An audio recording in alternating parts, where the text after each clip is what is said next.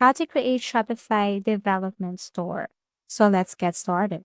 First, what you're going to do is you simply go to shopify.com/partners and you will see here more information about Shopify partners.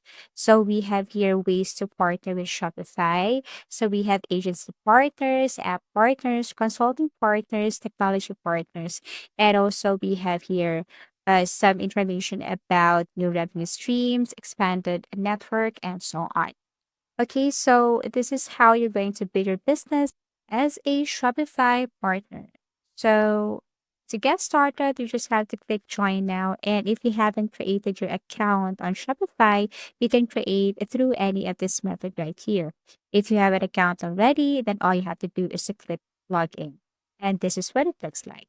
Okay, so this is Shopify partners, and still, you see some features here with the Shopify homepage. So we have here create a development store if you want to add a store, or if you have already created a store, then you can simply add that. To show you how to do it, you just have to click stores and you will see two options here. Create a development store, and we have here request access to a store managed by a client. Okay, so what's the difference with this, or what's the meaning behind this? So we have a create a development store. So create a development store. You are able to establish an infinite number of development stores as a Shopify partner. A limited featured free Shopify account is called a development store.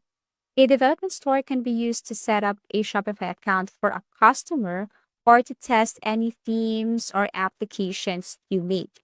Establishing a development store and giving it to a customer earns you a commission on a regular basis. Okay, so that's create a development store. Now, how about this request or requesting access to a client store? So, with collaborator accounts, you may utilize the Shopify app or your partner dashboard to immediately access your client store.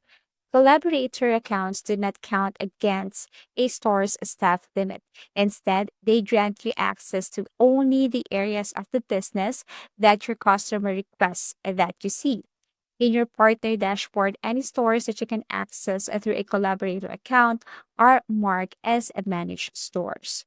Okay, so to start or to create, you just have to simply click this create a development store.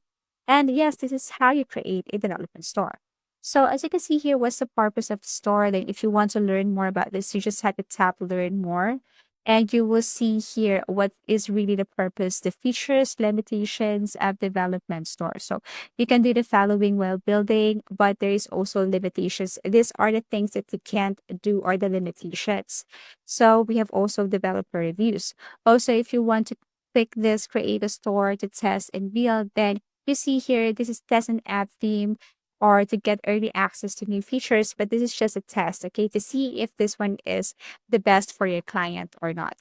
So to know how much you can earn, then you can just simply go to, earnings and terms and conditions. That you will see here how much you can earn per, store, or for building or testing this kind of store. So here, as you can see, if it's up as one, you will see your store name, build version, data, and configurations. But this time, what we're going to click or to do is to show you this create a store for a client. So we have to select this create a store for a client. It's all about transferring ownership and earn commission. So here, what you're going to do is simply create or type the store name. Okay, so as a Shopify partner, you have the ability to create a new store for our clients, and you can give it to them. So you're also entitled to create the store or a valid store for that. Anyways, if this store is not valid, or the name of the store isn't valid, or it's not available, then you need to, create again and again until you see this available, okay, or store URL is available. So once done, you can leave it. Okay, this is the name of your store. Now, where is this business located? You just have to simply set up a place or location for your store. Where would your client like to sell? Okay, so you can click online or in person, but this time we have to choose this online here. Okay, so you can earn this amount for a successful Shopify POS Pro referral. Is your client currently selling through another platform? You can tap yes or you can tap no. But this time you just have to tap no because my client is just new to this. So let me tap no. And then you can now click this create development store. Okay. So yeah, that's it. You just have to wait for a couple of seconds or minutes. It depends on your internet or how fast it is. Now, once done, you will see here the store that you have created for your client or for your customer. And it's the same thing, there are just a few changes here. So under apps, we have here flow. And if you tap that one, and then you can now see, or help you access data or personal data for your customer and store. If you need this, all you have to do is to click update or install it to your store if you want to. Now going back, so as you can see, this is our store, or this is a store that we have created to its client. And it's the same thing. If you go to settings, you can see store details, plan, billings. But the difference is that you will see it when you tap this users and permission. Okay, so if you tap users and permissions here, and then you will see this store owner, that is you, and you will see this option partner dashboard.